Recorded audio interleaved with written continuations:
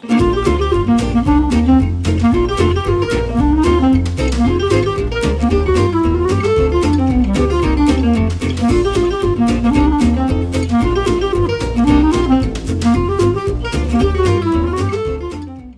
seyircilerim, pazardan 3 renkli biber aldım. Sarı, yeşil, kırmızı.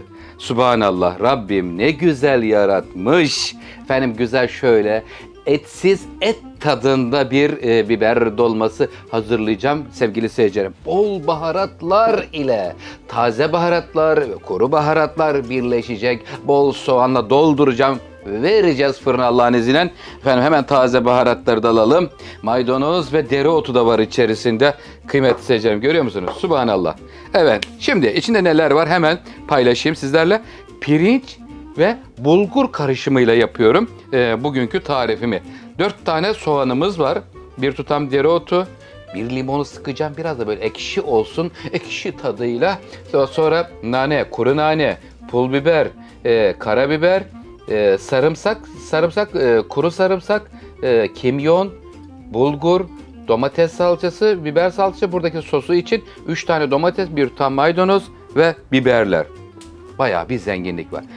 Bulamazsanız da tek biber çeşidine bu iç harcı yaptığınızda ala güzel bir lezzet olur. Beğeni butonuna lütfen basmayı unutmayın kıymetli seyircilerim. Biberlerin içerisini boşaltıyorum. İç harcını hazırlıyorum. Fırında pişiriyorum. İsterseniz tencerede pişirebilirsiniz ama fırında üzeri kızardığı zaman çok lezzetli olur. Tadına doyamazsınız. İftar sofralarında misafirler için ala. Hem iftarda hem sahurda yiyebilirsiniz. Biraz acı olabilir. Sahurda isterseniz dikkatli yiyin.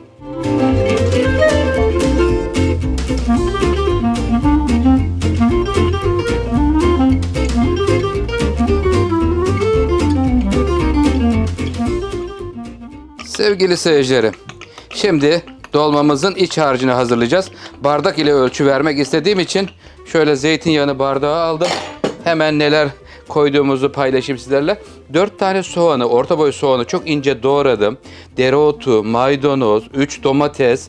Efendim şimdi bunları aldık. Buraya yarım çay bardağı zeytinyağı veriyorum. Hakiki Ege'nin incisi zeytinyağını verdim. Şimdi 1 su bardağı yıkanmış pirinci veriyorum. Bismillahirrahmanirrahim.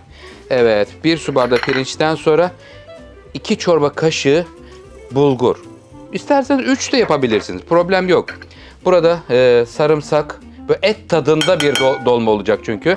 Kuru sarımsak, kimyon 1 çay kaşığı, kuru sarımsak 1 tatlı kaşığı. 1 çorba kaşığı kuru nane, 1 tatlı kaşığı pul biber, 1 tatlı kaşığı karabiber, 1'er tatlı kaşığı domates ve biber salçası. Oktay Usta, bu karışım hepsi bir araya gelince gerçekten et tadı olur diyen seyircilerimizin sesini duyar gibiyim. Evet, bir de limon sıkalım üzerine. Allah'ım sana sonsuz şükürler olsun.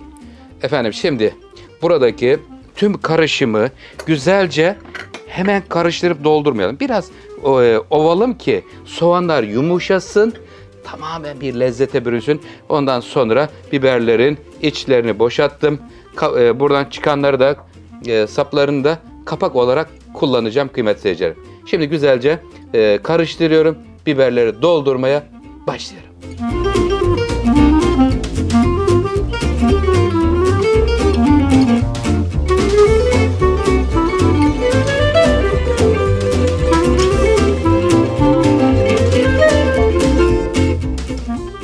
Biberlerimizi doldurduk. Kıymetli seyircilerim, burada hemen bakıyoruz. 12, 14, 15, 16 tane biberimiz var. Bayağı da bereketli oldu. Cam kap serisinde en büyük boy burası. 1 çorba kaşığı domates salçasını hemen bir kap içerisine alıyorum. Buranın üzerine suyunu veriyorum. 2 su bardağı su yeterli. Çok su olmasın. Kıymetli seyircilerim, 1 çay bardağı da sıvı yağ verdim. İsterseniz zeytinyağı da verebilirsiniz. Birazcık tuz. Çünkü tuzunu verelim, yavan olur. Ondan dolayı söylüyorum. Şimdi salça, su, yağ, tuz hepsini bir güzel karıştırıyoruz. Kıymetli isterseniz domates doğrayabilirsiniz, baharatlar koyabilirsiniz. Hatta ben şimdi canım benim şuradan biraz nane keseyim. Makas nerede? Taze nane burada çok güzel bir koku verir kıymetli seyircilerim. Birazcık şuradan şöyle aralara hemen taze nane müthiş güzel olur. Limon doğrayabilirsiniz. Maydanoz saplarından koyabilirsiniz. Daha da böyle lezzetlendirmek mümkündür. Ben burada hazırlamış olduğum dolmada tamamen her şey çiğden, hiç pişirilmiş değil. Et tadında, çünkü bütün baharatlar var içerisinde. Son derece sağlıklı, şifalıdır inşallah. Bismillahirrahmanirrahim. Yiyenlere şifa olsun diyoruz. İftar sofralarınızda güzel güzel yerini alsın kıymetli seyircilerim. Sizler için birbirinden güzel YouTube kanalımda tarifler paylaşıyorum. Instagram'da, Facebook'ta, tüm sosyal platformlarda paylaşımlar yapıyorum kıymetli seyircilerim sizler için. Hemen buranın üzerine bir parça yağlı kağıt koyacaktım. Neredesin canım? Buradaymış, tamam. Bir parça yağlı kağıt kesiyorum hemen üzerine kıymetli seyircilerim. Biraz böyle bir yarım saat kadar yağlı kağıt ile pişecek. Ondan sonra yarım saatten sonra da üzerine açacağız. Kızartma bölümüne geçiyoruz. Üzerine yağlı kağıdını kapatıyorum. Ve efendim 190 derece ısıtılmış fırına dolmamız gidiyor. İyi yolculuklar canım. Sevgiyle pişiyor. Sizlerden de ricam kıymetli seyircilerim. Hemen şurada bakın.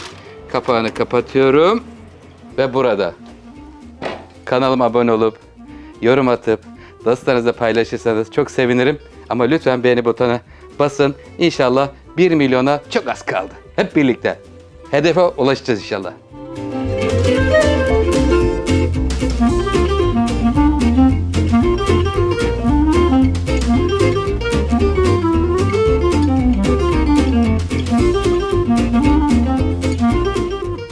Sevgili seyircilerim, fırından çıkıyor biber dolmamız. Saate de bakıyorum. Ne kadar olduğunu az sonra hemen ne kadar sürede piştiğinde sizlerle paylaşacağım. Canım benim, gelir misin? Bakın sevgiyle geliyor. Kıymetli seyircilerim, bakın görüyor musunuz? Biber dolma et tadında yalnız. Özelliği et tadında olması. İçinde et olmadan et tadında bir biber dolma tarifi paylaştım sizlerle kıymetli seyircilerim. Saatime hemen bakıyorum. 1,5 saat pişti kıymetli seyircilerim. 50. dakikada üzerinden kağıdını aldım. 1,5 saat Oktay Usta uzun süre değil mi diyen seyircimiz olabilir. Yaklaşık olarak bir 20 dakikası zaten cam kabın ısınması ve kaynama hareketine başlaması süresi geçiyor kıymetli seyircilerim. Oktay Usta sizler için elinden geldiğince Ramazan-ı Şerif ayında güzel tarifler hazırlamaya çalışıyor. Sizlerden gelen yorumları dikkate alıyorum, okuyorum, cevaplar vermeye çalışıyorum. İstediğiniz tarifleri de elimden geldiğince hazırlamaya çalışacağım. Sizler de bana destek oluyorsunuz.